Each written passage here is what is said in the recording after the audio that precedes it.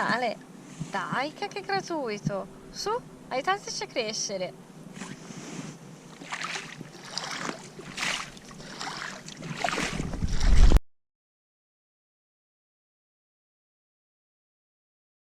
Ed eccoci a Turbigo, il naviglio grande Giatticinello, irriguo dal 1177, navigato dal 1270.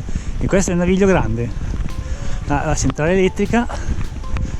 E ora noi faremo più o meno 1,5 chilometri sull'Alzaia per arrivare a dove metteremo in acqua il kayak, perché passeremo lo sbarramento della centrale e poi uno sbarramento successivo.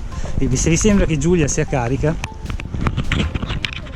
non avete visto me. Aspetta, ve lo faccio vedere e non mi capacito di come faccio ad essere veloce con tutto quel peso lì mentre io arranco. Sì. Ok, qui è la conca di Turbigo, dove ovviamente non siamo entrati. È per questo motivo che non abbiamo messo in acqua il kayak prima, oltre che per le sponde un po' alte. Qui il naviglio è qui dove entriamo in acqua. Adesso la difficoltà sarà entrare in acqua con questa corrente molto forte. Siamo quasi pronti. Partiti!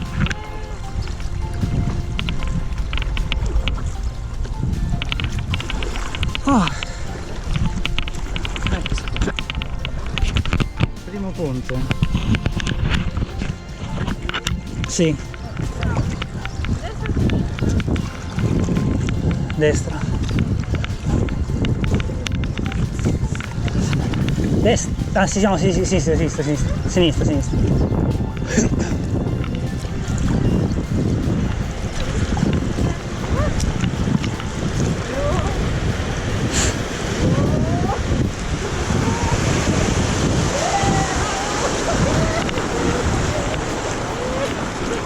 Ok, fino al prossimo ponte. Sì. No, fino al prossimo ponte possiamo stare anche un po' più in mezzo, dicevo.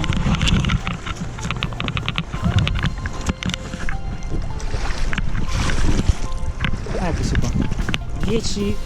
9,5-10 km orari. E di là c'è la pista, il ciclopedonale. Ora andiamo verso Castelletto di Puggiano. Buongiorno! Dai, dove in cammino? E in Caia. Dove siamo oggi? Oggi siamo partiti da Turbigo e arriviamo in Darsena A Milano. per l'aperitivo. Beh, non so se per aperitivo, ma finalmente ormai siamo a posto per le vaccinazioni, per cui era da tanto che volevamo farlo, ne approfittiamo e oggi facciamo la discesa del naviglio grande da Turbigo alla Darsena di Milano. Sono circa 45 km. Una robetta, no, poi comunque c'è corrente, vedete, ci stiamo facendo trasportare in questo momento, per cui si va. C'era una volta un piccolo canale scavato ad Abbiategrasso per difendersi dai pavesi che erano alleati del Barbarossa nel 1152. Poi questo canale venne ampliato verso Milano passando per Gaggiano. E per cui fu così che nel 1177 nacque il naviglio grande, che nel suo stato attuale origina dal Lago Maggiore, origina dal lago del Ticino. Oh, guarda che bello lì, panchine. Origina dal Ticino a Tornavento, vabbè, il Ticino l'acqua la prende dal Lago Maggiore, per cui siamo sempre lì. E poi scorre fino alla Darsena di Milano. Inizialmente era un canale solo irriguo, perché serviva solo per irrigare i campi, ma poi dal 1240, qualcosa del genere, è stato ampliato in modo da poter essere navigabile. E diciamo che legata al naviglio c'era la storia della costruzione del Duomo di Milano, perché diciamo, l'arcivescovo di Milano nel 1385 circa voleva costruire questa nuova cattedrale di Milano, ma in stile gotico lombardo, cioè in mattoni, come potete vedere per esempio la chiesa dell'abbazia di Morimondo. Ecco, avremmo avuto un Duomo di Milano così più o meno. Questo però Gian Galeazzo Visconti, che aveva insomma ambizioni insomma, cosmopolite, disse no, lo si fa tutto di marmo, proprio così, in toscano lo disse, no? No, ok, se grullo, lo si fa tutto di marmo, no? E ho detto, ma Gian Galeazzo, ma che hai bevuto? Come parli? Vabbè, e per cui concesse alla costituenda fabbrica del Duomo l'uso delle cave di marmo di Candoglia, perché infatti il Duomo di Milano è costituito in marmo rosa di Candoglia. Candoglia è sul Lago Maggiore, per cui il marmo veniva portato via Lago, via Ticino e poi via Naviglio Grande fino a Milano, al laghetto di Sant'Eustorgio, una delle bocche d'acqua, al laghetto di Sant'Eustorgio, che però era ancora abbastanza distante dal sito di costruzione del Duomo, per cui fu necessario congiungere il laghetto di Sant'Eustorgio col fossato difensivo e fu creato il bacino di Santo Stefano, che tra l'altro rimase in uso fino al 1850, quando venne interrato perché ritenuto insalubre. Là c'è un uccello in acqua, solo il collo si vede, sì. Sono insalubri, e per cui concesse, tra l'altro Gian Galeazzo concesse alla fabbrica del Duomo di poter trasportare gratuitamente il marmo sul naviglio. Infatti le chiatte che trasportavano il marmo per il Duomo recavano la sigla AUF, cioè ad usum fabrice, da cui poi è derivato il detto AUF, cioè gratis. Però non era poi così fesso Gian Galeazzo, perché in cambio di questo privilegio accollò alla fabbrica del Duomo la manutenzione dei navigli, del naviglio grande in perpetuo, per cui non so alla fine chi abbia fatto l'affarone. E per cui negli anni gli ingegneri della fabbrica del Duomo si diedero a fare per la manutenzione del naviglio, per ingrandirlo, per sistemarlo. Tra l'altro 2 ingegneri della fabbrica inventarono la prima conca a due sbarramenti, in modo che quando era in uso questa conca per portare il marmo dall'affossato al punto di scarico dove poi sarebbe stato portato al Duomo, non si bloccasse il flusso agli altri canali che servivano anche per irrigare, oltre che per evacuare i rifiuti. Questo era prima del 1500, e poi nel 1500 ci fu una manutenzione straordinaria, e tra quelli che presero parte alla manutenzione straordinaria c'era anche un certo Leonardo da Vinci. Tu l'hai mai sentito? Beh. Sì, non è che sia poi così che descrisse i meccanismi del naviglio nel suo Codice Atlantico, per cui è un po' da qui che è venuta fuori l'idea che tutte le conche e il naviglio li abbia inventati Leonardo. Non li ha inventati lui, ma per dire, anche sull'Adda, non so se avete già visto i nostri video della discesa dell'Adda, le conche sull'Adda per superare i 27 metri di dislivello si dice che siano state realizzate da Leonardo. Diciamo no, lui le ha teorizzate, poi è stato il Meda, un ingegnere di qualche decennio successivo, a progettarle, e poi comunque tra l'altro furono realizzate ancora successivamente. Comunque diciamo che è legato anche a Leonardo. Hai detto cose sagge? Perché sennò ci pacchettano. Ah sì, non so, a me sembra di non aver detto cose strane. E niente, della conca quella a 2 sbarramenti poi fu demolita e ricostruita, e è quella che poi fu chiamata Conca di Viarenna, e ancora adesso in via Conca dei Navigli, dietro una cancellata, pare che sia visibile parzialmente l'invaso rettangolare e una specie di piccola edicola con i simboli della fabbrica del Duomo. Fa strano essere in un posto così piccolo dopo essere stati sull'Adda, Ticino, un po' qui. È proprio strettissimo. Al po' questo. Proprio sembra. Il naviglio in questo tratto fino a Vietegrasso misura da 20 fino a 50 metri di larghezza. Poi dopo Vietegrasso si restringe e scende a 15 metri massimo di larghezza. Dentro Milano con 12 metri di larghezza, perché Milano è ingorda di spazi, perché abbiamo fatto piccino dentro. C'è un assente oggi, che è il nostro fidato Carrellino, che quindi non c'è, che è malato, è fortunato, quindi speriamo si riprenda il nostro fidato. Sarà difficile, quindi. Qui mi sono camminato 2 chilometri a spalle il kayak, però non è stato difficile. Possiamo lanciare una nuova disciplina olimpionica. Questo è il momento kayak. Oh, adesso sta anche tornando il sole, quindi è molto, molto bello, perché poi ai lati passano i runner. C'è un ponte lì. C'è anche un ponte. Ogni tanto vedi queste cose esagerate. Però è bello. Cioè, ma io vorrei sapere, cioè, qua è il paradiso.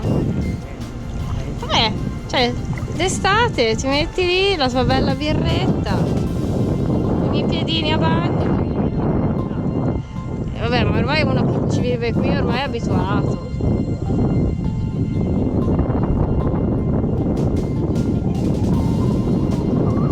Fatecelo sapere nei commenti. Qui c'è un agriturismo agrigelato che ha avuto una darsena privata, mi pare. Volendo potrebbe, però siamo appena partiti, accidenti. Basti già a mangiare, mi sembra. Anche perché noi siamo equipaggiati. L'ingresso alla darsena. Vediamo un attimo. Aspetta, dove vai? Dove vai andare? Aiuto! Andiamo contro il muretto però, Poi qui ci sono un sacco di libellule così, queste qua, tutte da racchettone, blu scuro. Ci mancano solo le borchie e le catene. Ma come fanno a volare? Non lo so, infatti loro. E sono esagerate, sono bellissime. Dove tocca a te? Era già al 100 metri. Ok, adesso tocca a me. Qui vedete una chiatta a fondo piatto di quelle che erano utilizzate per trasportare le merci e anche il marmo verso Milano. C'erano due tipi di chiatte sul Naviglio Grande. Le cagnone, le più grandi, che erano da 23 metri e mezzo e portavano fino a 40 tonnellate di carico, e le ossolane, che erano un po' più piccoline, da 20 metri, capirete, 3 metri e mezzo meno, e che portavano solo 30 tonnellate. Questa è una bella chiatta, che ci furono anche tentativi di prolungare l'uso del naviglio per portare le merci. Per esempio, si è pensato era stata impiantata una ferrovia che da Sesto Calende portava fino all'imboccatura del naviglio. Era un'iniziativa privata di fine 800, però ebbe vita breve perché non c'era tutto questo traffico, e in più in pochissimo tempo arrivò proprio la ferrovia che collegava direttamente Sesto Calende a Milano, e per cui le merci iniziarono a viaggiare su rotaia, in più su o avvicinati che vediamo se c'è qualche banana matura. No, non è banana, è cocco. Guarda, è cocco questo, non è banana. No, in questo stesso tratto abbiamo fatto a piedi e oggi lo facciamo in casa. Come ben sapete, a noi piace fare i cammini in più versioni, quindi camminando ma anche in kayak. Quindi qui adesso entriamo nella via Francisca del Lucumagno, Castelletto di Puggiano.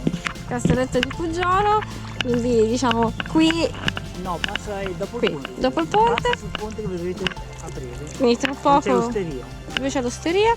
Noi abbiamo già fatto la via Francisca ormai più o meno un anno fa, a cavallo del lockdown, che ci è piaciuta tantissimo, e in descrizione, prima e dopo, e in descrizione vi... Guarda la scalinata. Ecco la scalinata di Villa Fiesci. Un po' un troiaio, è un po' un troiaio, però. La colonia felina. La colonia felina ciclata. Ieri ordinare una birra e un caffè da sport, anche rapida, e peccato che è chiuso. Quindi niente, c'è anche il cancelletto. Vabbè, e niente.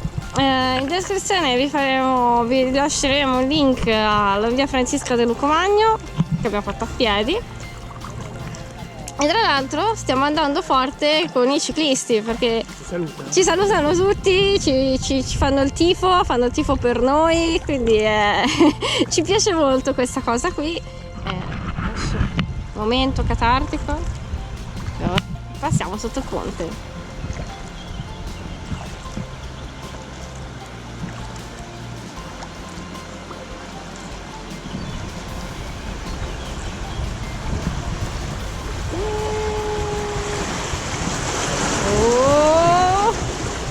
E vai. Questa parte qui io l'ho fatta anche pattinando. Così. Guarda qui quello per la pulizia del suolo. E una vecchia col fare carne. E quando siamo tornati a fare le riprese col drone, qui era pieno di ragazzi che si buttavano dal ponte e si tuffavano nel naviglio. Coraggiosi.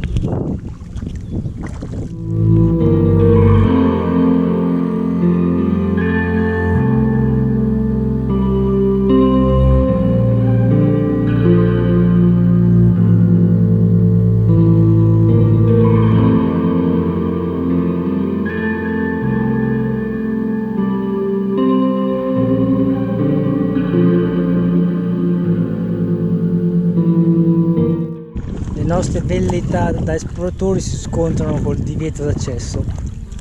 Niente, continueremo lungo il naviglio. Qua più avanti deve essere la località Rubone con una torre d'avvistamento viscontea del 1400 che però è stata rimaneggiata tante di quelle volte che sembra un fienile.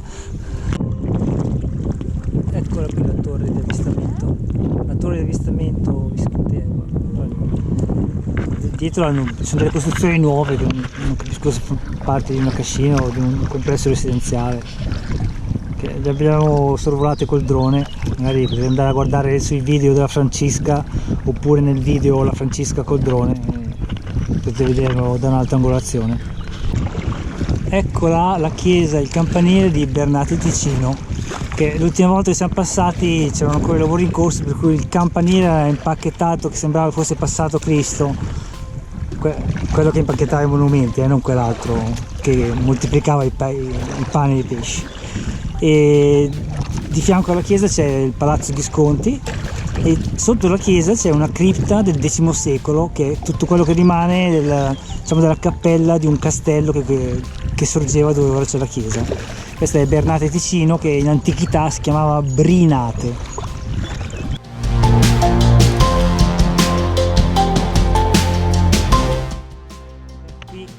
Basta che stai in mezzo perché non ci sono piloni.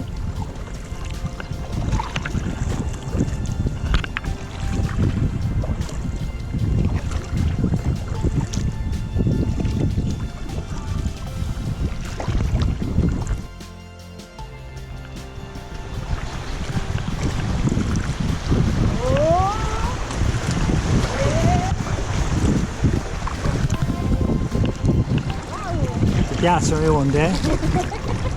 Pure sul naviglio riesci a trovarle.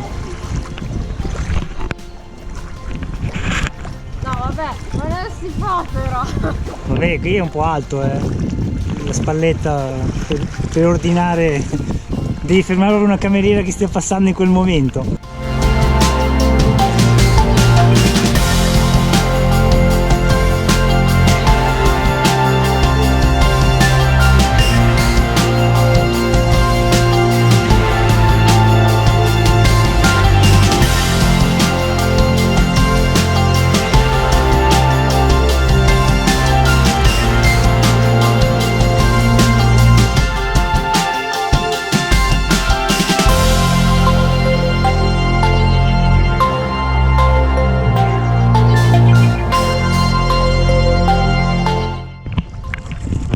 Essere vicini a Boffalora. Boffalora Ticino. Ticino, perché Boffalora d'Adda da fare. Ah ok, ogni posto c'è la sua Boffalora. Boffalora nascosta pronte a dirnirti. Vabbè, Boffalora sul Ticino immagino. Ok, ovviamente c'è anche lei il suo ponte.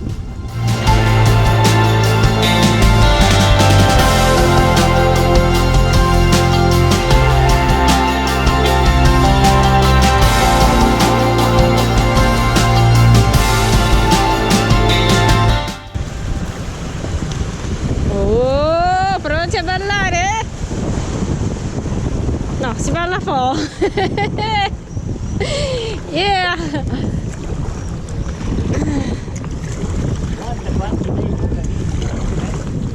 Lo so.